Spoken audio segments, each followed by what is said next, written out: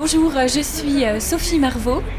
Cette année, j'ai eu un grand plaisir à lire le livre de Tan Van Tranut, à la fois grâce à la poésie de l'écriture et aussi parce que c'est une histoire d'aventure formidable. Et ce mélange entre l'intérêt de l'histoire et la qualité de l'écriture, c'est quelque chose auquel je suis très sensible.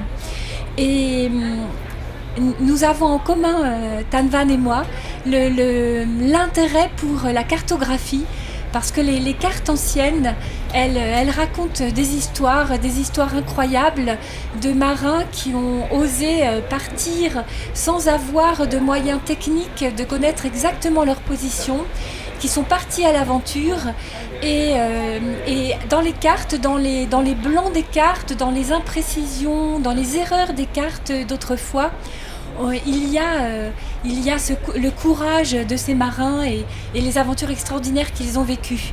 Et c'est ce qui m'a inspirée pour ma série Le secret des cartographes, qui est en plusieurs tomes. Là, il y a les 2 premiers tomes qui ont paru au livre de poche. En fait, c'est une série qui est en 3 tomes et il s'agit là du 2e tome qui est paru cette année en poche.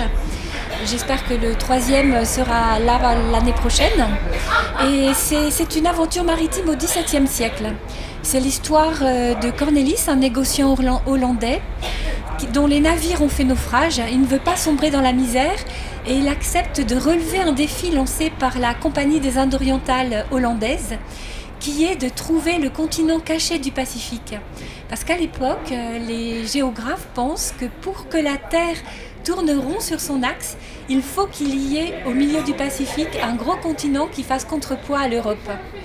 Et Cornelis va embaucher un certain nombre de jeunes gens qui viennent de tous les pays d'Europe parce que c'est une époque très difficile pour l'Europe, donc il fuit la guerre, la misère, la maltraitance.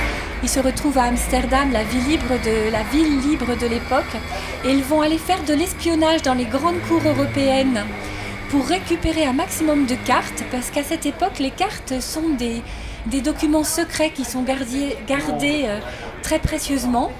Et ça, c'est le 1er tome, l'espionnage dans les grandes cours européennes. Le 2e tome, ils partent à la découverte du Pacifique. Et bien sûr, ils ne vont pas trouver ce qu'ils cherchent, mais ils vont trouver autre chose. Et le 3e tome se passe en Asie. J'espère vous avoir donné envie de lire cette série et je vous dis à bientôt.